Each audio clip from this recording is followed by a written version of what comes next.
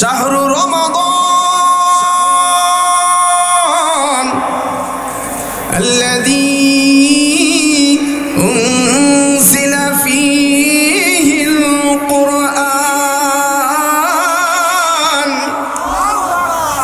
কোরআন বলে আমি শাহরু রমাদান, সবচাইতে দামি মাস রমজান মাসে নাজিল হয়েছি। এবার বলি কোরআন তুমি কোন রাত্রিতে নাজিল হয়েছ? তো কোরআন বলে কি, ইন্না আনসালনাহু ফি লাইলাতিল কদর।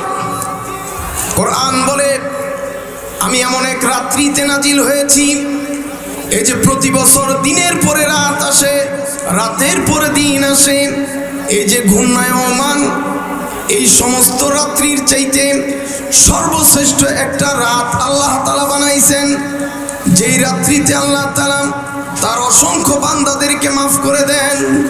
সেই রাত্রিটার নাম হলো লাইলাতুল কদর। লাইলাতুল কদর। কোরআন বলে আমি কদরের রাত্রিতে নাজিল হয়েছি। সুবহানাল্লাহ, জোরে বলেন। এবার কোরআনকে জিজ্ঞেস করে, কোরআন তোমার কাছে জানতে চাই তুমি কেন আসছো, তোমার আসার উদ্দেশ্যটা কি?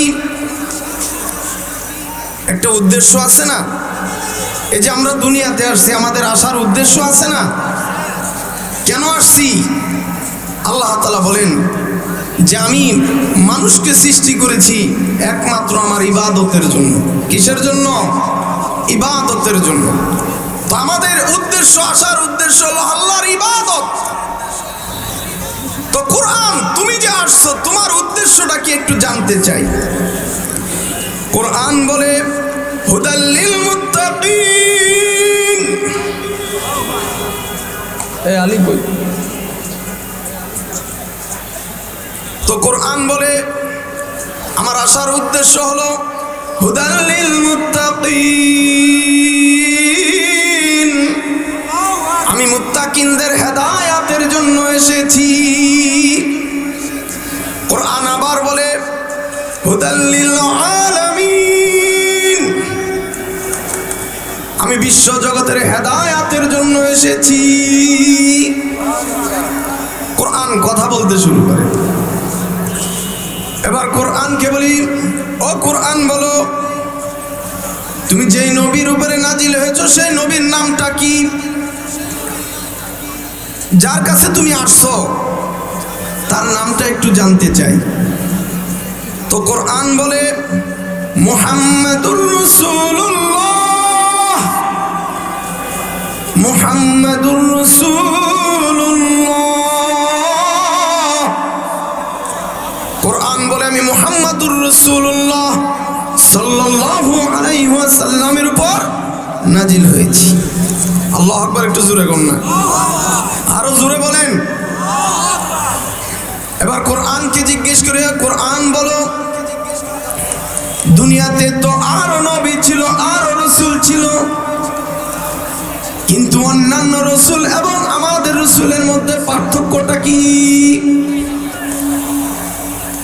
তো কোরআন বলে মা কানা মুহাম্মাদুন আবা আহাদিন মির রিজালিকুম ওয়ালাকিন রাসূলুল্লাহ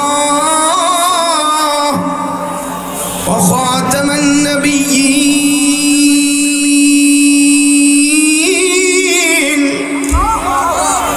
কোরআন বলে অন্যান্য রাসূল এবং তোমাদের রাসূলের মধ্যে পার্থক্য হলো আদম থেকে নিয়ে ঈসা পয়গম্বর পর্যন্ত যত নবী রাসূল আসছে, সমস্ত নবী রাসূলরা দুনিয়াতে আসছে, কিন্তু তারা খাতামুন নবিয়্যিন,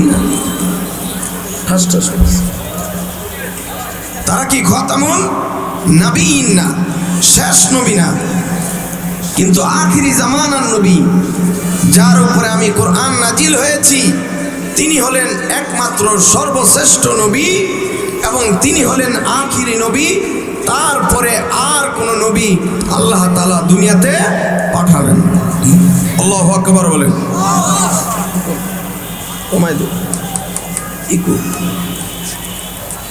তাহলে আমাদের নবী হলেন কি? শেষ নবী, আমাদের নবী শেষ নবী না আরো নবী আছে আসবো? যদি কেউ দাবি করে সে কি? যদি কেউ দাবি করে কাফের। সে কি হয় নাই? জোরে বলেন সে কি? কাফের। এবার কোরআনকে জিজ্ঞেস করি, কোরআন তোমার কাছে জানতে চাই। কবি নজরুল ইসলাম কবিতা লিখেছে,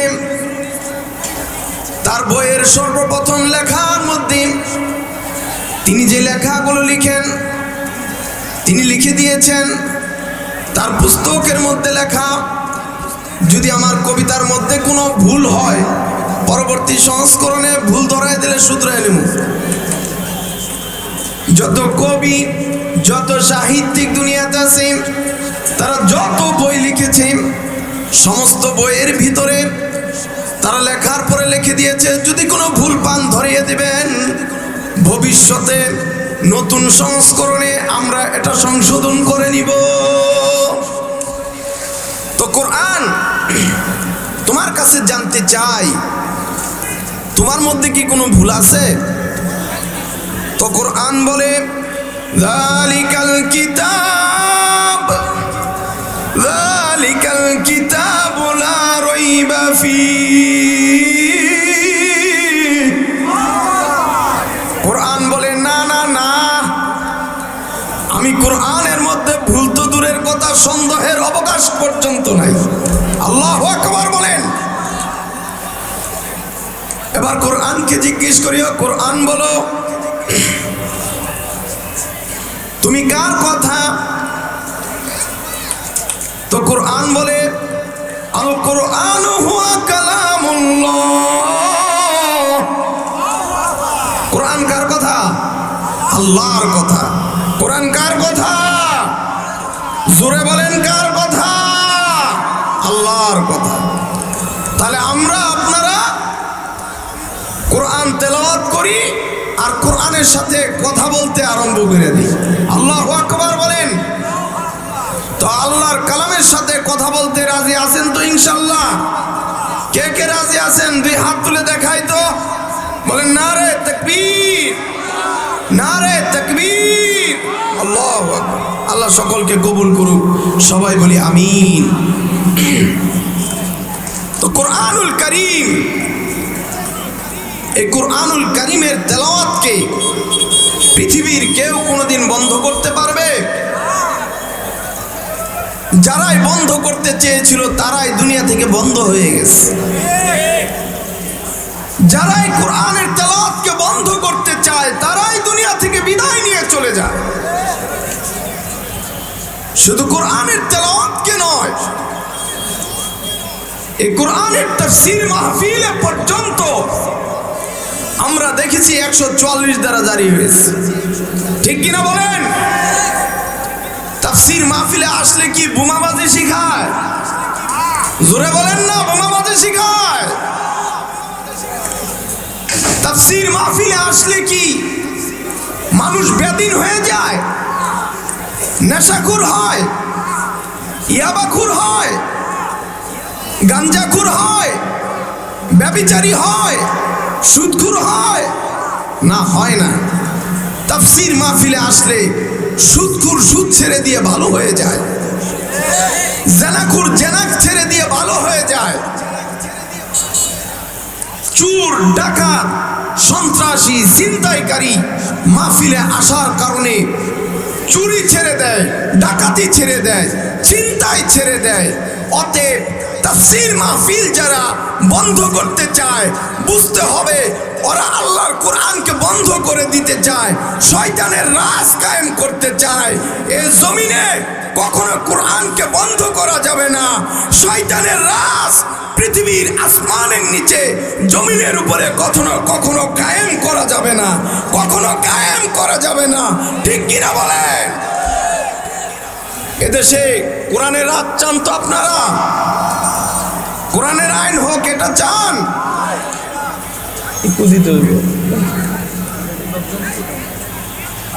তাহলে আমরাও চাই এদেশে কোরআনের আইন চালু হয়ে যাক, কারণ কোরআনের আইন চালু হলে এদেশে আর সন্ত্রাস থাকবে না, জেনাখুর থাকবে না, দুর্নীতি থাকবে না, মানুষের বিছানার নিচে গরিব মানুষের তেল পাওয়া যাবে না, মানুষের বিছানার নিচে গরিব মানুষের খেটে খাওয়া, কর দেওয়া অর্থ সম্পদ পাওয়া যাবে না। ঠিক কিনা বলেন?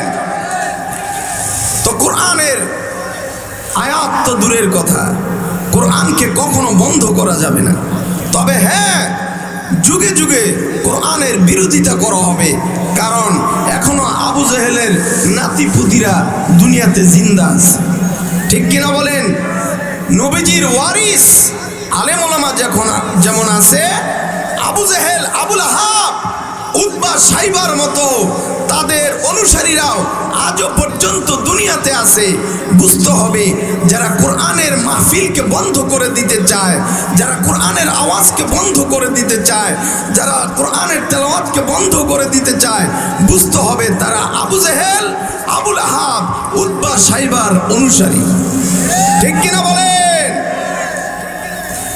মেরে মোহতারাম ভাইও, কোরআন আল্লাহর কালাম, এই কালামকে কেউ বন্ধ করতে পারবে না। আল্লাহর নবী যখন কোরআনের তেলাওয়াত করতেন, মক্কার কাফেররা তো বুঝতো মুহাম্মদ সাল্লাল্লাহু আলাইহি ওয়াসাল্লাম তার জবান দিয়ে যে কথাগুলো বলে, এই কথা তো কোনো দুনিয়ার কথা হইতে পারে না, এটা তো কোনো দুনিয়ার মানুষের কথা হইতে পারে না। এজন্য কাফেররা চিন্তা করলো যে মুহাম্মদ যেই কথাগুলা বলে, এই কথাগুলা সে কোন জায়গা থেকে বলে, কার কাছ থেকে শুনে? সে কি কোনো কবির কাছ থেকে ট্রেনিং নিয়ে বলে, নাকি সে কোনো ঐশিক কোনো বাণী সে পেয়ে গেছে? এটা তারা আবিষ্কার করার জন্য, খোঁজ করার জন্য তারা চিন্তা করতে লাগলো। এজন্য কি একদিন রাত্রে আবু সুফিয়ান, আবু জেহেল, উতবা, সাইবা এরা নবীজির ঘরের চার কোণে দাঁড়ায়া চিন্তা করতেছে, আজকে মুহাম্মদ যে কথাগুলা বলে, এই কথাগুলা সে কোথা থেকে আনে? এই কথাগুলো আমরা আজকে বের করব, ধরে ফেলবো সে কোথা থেকে পায়। এখন নবীজির ঘরের চার কোণায় চার কাফের দাঁড়ায় আছে, একজনও জানে না যে এখানে কে কে আসছে। আবু জেহেল জানে না যে আবু সুফিয়ান আসছে, আবু সুফিয়ান জানে না যে উতবা সাহেব আছে। তো সবাই রসুলের ঘরের চার কোণে দাঁড়া রাতের বেলা কোরআনুল কারীমের তেলাওয়াত শুনতেছিল। সুবহানাল্লাহ বলেন। বলেন তো দেখি, গতকাল আমাদের এই চৌরাস্তা মাঠে আমাদের এই মসজিদের ইমাম সাহেব আন্তর্জাতিক কেরাত সম্মেলন করলেন, কারীরা আসলেন, তেলাওয়াত করলেন। কেমন লেগেছে? জোরে বলেন, কেমন লেগেছে? হাজার হাজার মানুষের সমাগম, শীতের ভিতরেও মানুষগুলা বসে আল্লাহর কালামের কোরআনের তেলাওয়াত শুনেছে। আল্লাহু আকবার বলেন, জোরে বলেন আল্লাহু আকবার। তো এই কারীদের তেলাওয়াতের সুর যদি এত অধিক হতে পারে, আল্লাহ তাআলা যে কোরআন যার উপরে নাজিল করেছেন তার কণ্ঠটা কিরকম হতে পারে? সাধারণ আলেম ওলামাদের কারি সাহেবদের তেলাওয়াত শুনে যদি আমরা ঘন্টার পর ঘন্টা চলে যায়, তাহলে আল্লাহর নবীর উপরে যে কোরআন আল্লাহ নাজিল করেছেন, সেই নবীজি যখন তেলাওয়াত করতেছিলেন, তেলাওয়াতের মধুরতাটা, সৌন্দর্যটা কেমন ছিল? আল্লাহু আকবার বলেন।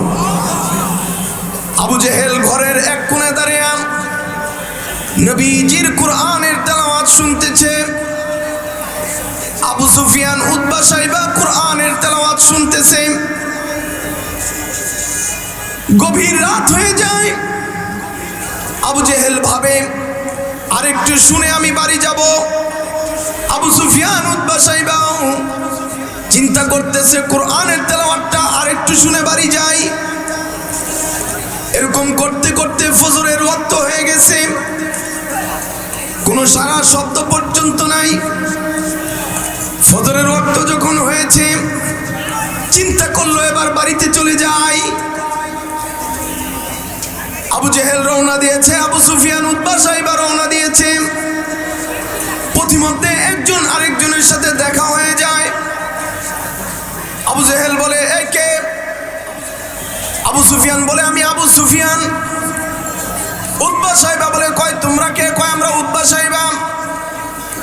কয় তোমরা এখানে কি করো? আবু সুফিয়ান বলে আবু জেহেল, মুহাম্মদ যেই কথাগুলো বলে ওই তেলাওয়াতটা আমরা শুনতেছিলাম। আবু জেহেল বলে আমিও তো শুনতে এসেছি। আবু সুফিয়ান বলে ও আবু জেহেল, আল্লাহর যেই কালামগুলা তার উপরে নাজিল হয়, আমরা যেটাকে বলি কোনো কবির কোনো সাহিত্যিকের কথা হইতে পারে, কিন্তু দেখি না না না, এগুলো কোনো মানুষের কথা হইতে পারে না, নিশ্চয়ই কোনো ওহী নাজিল তার উপরে হয়েছে। এগুলো কোনো মানুষের কথা হইতে পারে না। মুহাম্মদ যে কথাগুলো বলে এগুলো কোনো মানুষের কথা না। এখন চারো কাফের বলতেছে আমরা তো জানি বুঝলাম, কিন্তু আমরা হলাম মক্কার কাফের, আমরা হলাম মক্কার নেতা। আমরা যদি মুহাম্মদের তেলাওয়াতে শুনতে প্রতিদিন চলে আসি, তাহলে মানুষ তো আমাদের নেতৃত্ব মেনে নেবে না। কি মেনে নেবে না? নেতৃত্ব মেনে নেবে না। তাহলে কি করতে হবে? আবু জেহেল বলল এক কাজ করো, আমার হাতে হাত রেখে তওবা করো, এই মুহাম্মদের তেলাওয়াত শুনতে আর কখনো তোমরা আসবে না। আবু সুফিয়ান আবু জেহেলের হাতে হাত রেখে তওবা করলো, উতবা সাইবা তওবা করলো, আমরা আর আসবো না। দিন যখন চলে যায়, রাত যখন আগমন করে, অন্ধকার আচ্ছন্ন, সবাই সবার রুমের ভিতরে, আবু জেহেল চিন্তা করলো যেহেতু আবু সুফিয়ান উতবা সাইবা তারা আমার কর্মী, আমি তাদের নেতা, যেহেতু আবু জেহেল আমি আমার হাতে হাত রেখে ওরা তওবা করেছে, মুহাম্মদের তেলাওয়াত শুনতে আসবে না, আমি আবু জেহেল একা একা মুহাম্মদের বাড়ির কোনায় দাঁড়ায় দাঁড়ায় সারা রাত আমি কোরআনের তেলাওয়াত শুনি। আল্লাহু আকবার বলেন। আবু সুফিয়ানও ভাবলো যেহেতু আবু জেহেল আমাদেরকে তওবা করিয়েছে, নেতা যেহেতু, অতএব সে আসবে না। উতবা সাইবাও ভাবলো, সবাই সবার অজান্তে রাত যখন গভীর হয়ে যায়, আবার তারা মুহাম্মদ সাল্লাল্লাহু আলাইহি ওয়াসাল্লামের ঘরের চার কোণে দাঁড়ায়া আল্লাহ পাকের মধুর কোরআনের তেলাওয়াত শুনতেছে। সুবহানাল্লাহ। আগের দিনের মতো রাত্র গভীর হয়ে যায়, কেউ যায় না।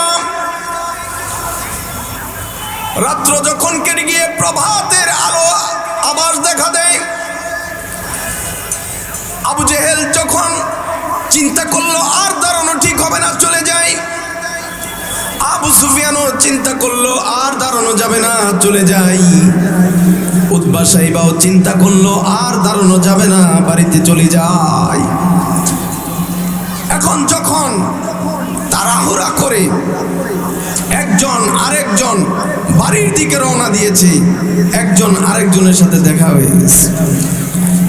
আবু জেহেল বলল কে? আবু সুফিয়ান না? হ্যাঁ আমি আবু সুফিয়ান। কি ব্যাপার আবু সুফিয়ান? উতবা সাইবা, গতকালকে আমার হাতে হাত রেখে তোমরা তওবা করেছো, আর কখনো মুহাম্মদের তেলাওয়াত শুনতে আসবে না, তো আজকে যাবার চলে আসলা। আবু সুফিয়ান বলে ও নেতাজি, আপনি তো আমাদেরকে তওবা করিয়েছেন, কিন্তু আপনি কেন আসছেন? আবু জেহেল বলল দেখো,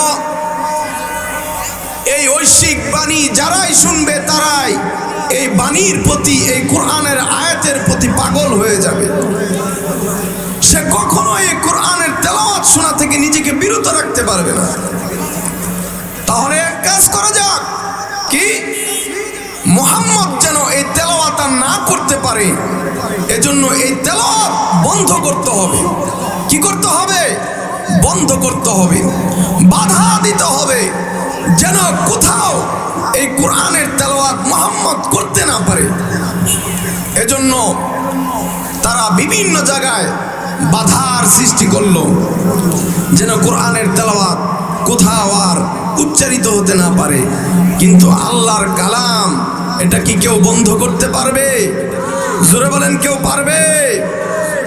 আল্লাহ তাআলা এই যে তারা কোরআনের আয়াতকে বন্ধ করতে চেয়েছিল, তাদের কথাটা আল্লাহ তাআলা কোরআনুল কারীমের ভিতরে লিপিবদ্ধ করে নাজিল করে দিয়েছেন। সুবহানাল্লাহ।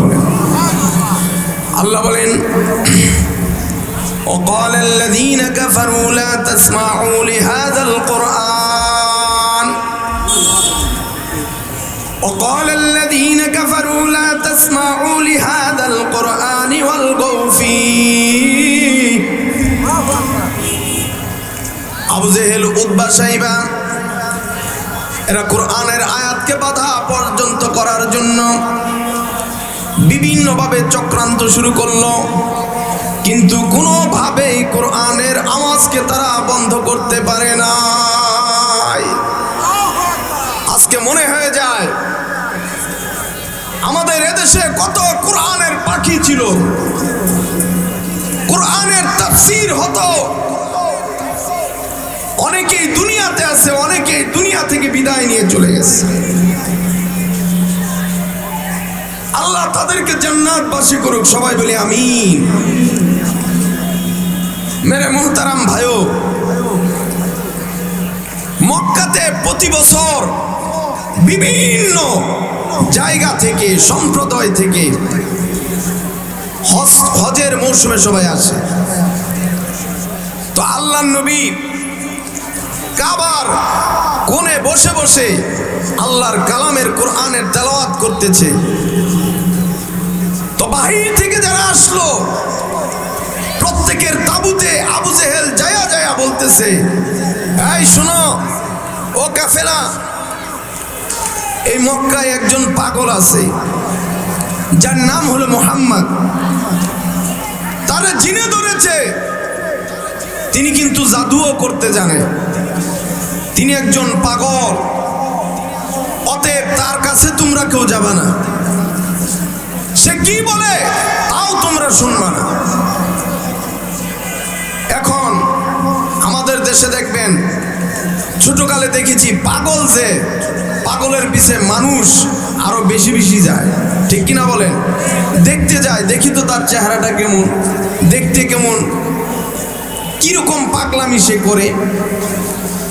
তো বহিরাগত সব হাজি সাহেবরা যারা তাওয়াফ করার জন্য এসেছে হজের মৌসুমে কাবাতে, তো তারা চিন্তা করলো ওই লোকটাকে একটু দেখে আসি। তো সবাই চলে গেছে সে পাগল দেখার জন্য। নাউজুবিল্লাহ বলে। আল্লাহর নবী কি পাগল? পাগল না। তারা কানের ভিতরে হাত দিয়েছে যেন তার আওয়াজ কানের ভিতরে না আসে। এখন আল্লাহর নবী আল্লাহ পাকের কালাম যখন তেলাওয়াত করতেছিলেন, তেলাওয়াত করতেছে তো করতেছি, নবীর তেলাওয়াতের এত মাধুর্য, নবী যখন তেলাওয়াত করত কোরআনের আওয়াজগুলা যদি কোনো কাফের শুনতে পেত, এই কোরআনের আওয়াজগুলা কানের ভিতরে যাইয়া ওই মানুষটার অন্তরের ভিতরে কোরআনের আওয়াজগুলা স্পর্শ করে ফেলত। কোরআনের আয়াতের তেলাওয়াত নবীজির যারাই শুনতো কলিজার ভিতরে আঘাত লাগতো, চিন্তা করতো এটা কার বাণী। তো নবীজি তেলাওয়াত করতেছি আর কাফেররা কানের ভিতরে হাত দিয়া নবীজির তেলাওয়াত শুনতেছে না। চেহারা যখন দেখেছে এত সুন্দর চেহারার মানুষ পৃথিবীর জমিনে আর কোনোদিন তারা দেখে নাই। নবীজি যখন রৌদ্রের মধ্যে ঘেমে যেতেন, মনে হয়তো নবীজির ঘামগুলা মুক্তার মতো ঝলমল করা শুরু করে দিত। নবীজি এত সুন্দর ছিলেন। তো যখন কাফেররা দেখলো না, পাগলের কোনো সুরত তো তার ভিতরে নাই, এবার তার কান থেকে হাতের আঙ্গুলগুলো বের করে দিলে নবীজির কোরআনের আয়াতের তেলাওয়াতগুলা কাফেরের কান দিয়ে ঢুইকা তাদের কলিজার মধ্যে স্পর্শ করে ফেলেছে। এবং তারা বলতে শুরু করেছে, না না না, এত সুন্দর চেহারার মানুষ কখনো পাগল হতে পারে না। এই যে তেলাওয়াত করতেছি, এই তেলাওয়াত কোরআনের আয়াতগুলো কোনো মানুষের বাণী হতে পারে না। নিশ্চয়ই এই আয়াতগুলা নিশ্চয়ই কোনো ঐশিক বাণী। কালিমা পড়ে তারা মুসলমান হয়ে গেছে। সুবহানাল্লাহ বলেন।